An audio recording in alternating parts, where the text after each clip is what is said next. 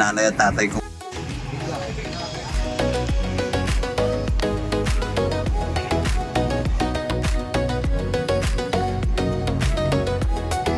Tapos na kami maglakad ng papeles or ng ng tatay ko tsaka ng nanay ko. Yung sa puntod po nila naayos ko na, nasettle ko na po ngayon.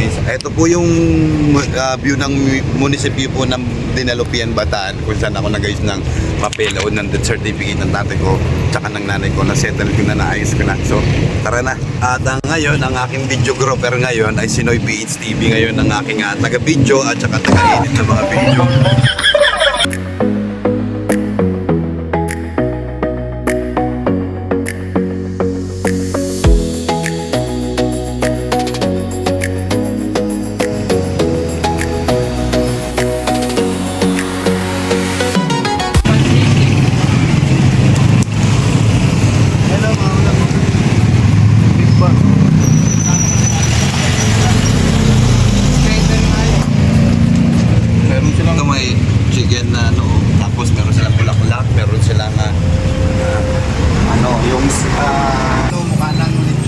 Baboy, ginagawang sisig.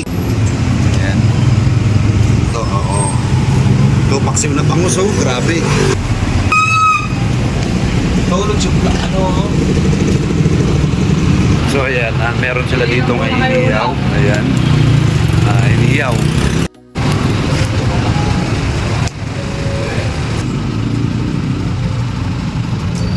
So yan, kakain muna kami dito. Ayan, dito sa Dinalupian.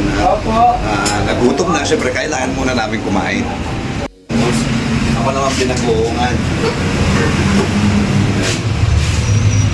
Binagoongan at ayan, binagoongan tapos paksiw na bangus.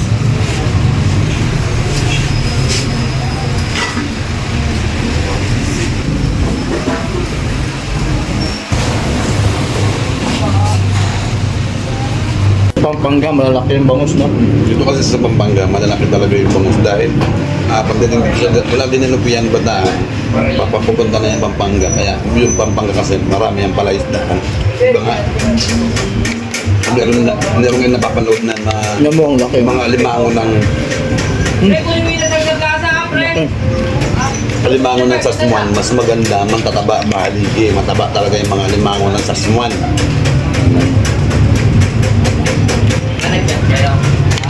Sarap ng sabaw, no? Sarap ng sabaw nila, the best. Box Bicol Express daw. Tuloy kinakamay ko na yung ulam talaga. Na-excite ako dahil nag-enjoy ako sa lasa nung pinag-uukan na karne ng baboy. King sabaw, take out. Sa akin naman yung Bangus. bangus yung Ulo ng bangus na kayong taba. Pakita mo yung taba. Grabe. Hawakan ko na lang. Oh, ayan, oh.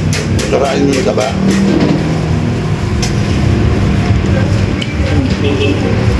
Taba, harap. Yan, naglakad nga kami ng papel o ng tatay ko, ng nanay ko. So abang nagutom, siyempre kakain. Maaga kasi kaming gumising, alas 7 lang, gumising na kami kasi bumiyahin na kami kaagad. Di ba? Akala ko kasi marami ang proseso ng paglalakad o pag-renew ng kontra. Base lang pala. Mabilis lang pala. Pagkabayad mo, di ba? Mabilis lang. Tapos may punta ka lang sa treasury, tapos doon sa bumalik lang sa umpisa. Tapos yun, okay na. Ang sarap yun ang laging sa plastic tag sa mangga, no? Ay iyak plastic na balot ko yan. Sayang kasi guys, tignan nyo yung bagoong, pwedeng-pwede dun sa sawan sa mangga. Sarap, labis. Ibaba, take out ko talaga dun sa plastic tag. Bibili kami yung mangga, may iwan na kami bagoong.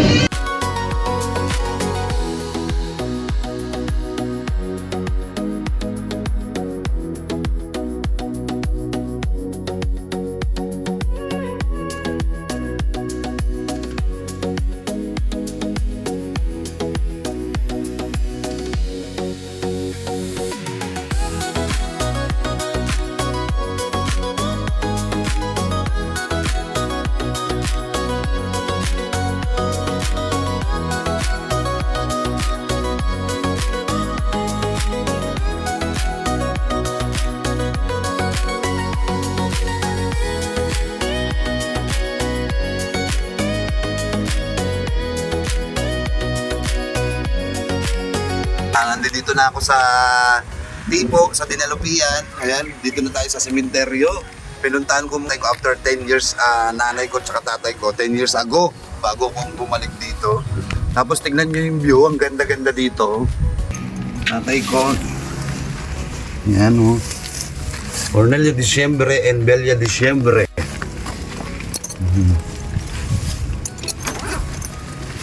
Hindiin ko muna yung kandila ni tatay at ni nanay. Dati kasi wala pa talaga dito. Kukunti lang, ilan na siguro mga 10 pa lang mga nakalibing dito. Tapos doon pa sa baba, doon sa baba yung dati kong asawa nung namatay yung may cancer sa matrace.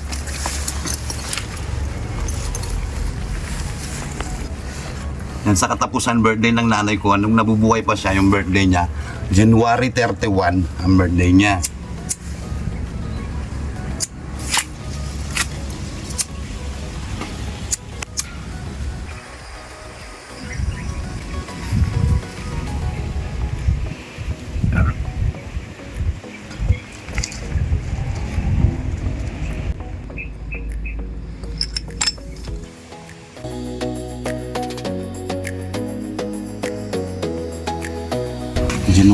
January 2, 2016. Tapos ang tatay ko, namatay siya April 12, 2015. Oh, isang taon lang pagitan. Di ba? Isang taon lang ang pagitan, sumama na yung nanay ko, sumunod na. Yan, duwas part talaga yung nanay at tatay ko kasi namatay ang tatay ko 2015, April 11, tapos ang nanay ko, January 2. Yan, pagkatapos lang hindi pa niya inintay yung birthday niya bago siya umalis kasi birthday na nanay ko January 31, January 2 namatay na siya. Yan no. Isang taon lang ang pagitan tapos sumunod na yung nanay ko. Yun naman yung kinukwento ko na ito yung bayaw ko na namatay kasi dahil nga yung kapatid ko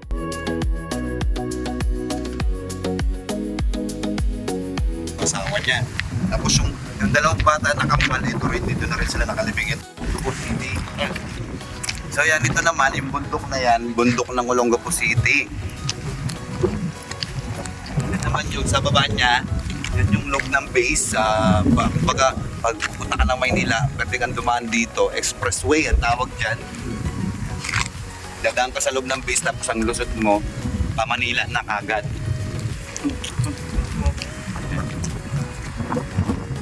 Ito kasi pang private yung banda dito, tapos dito sa kabila, public.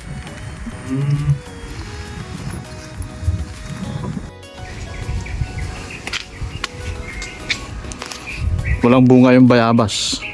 Masarap din kaya ang bayabas dito. Ano kayang lasa no ng bayabas?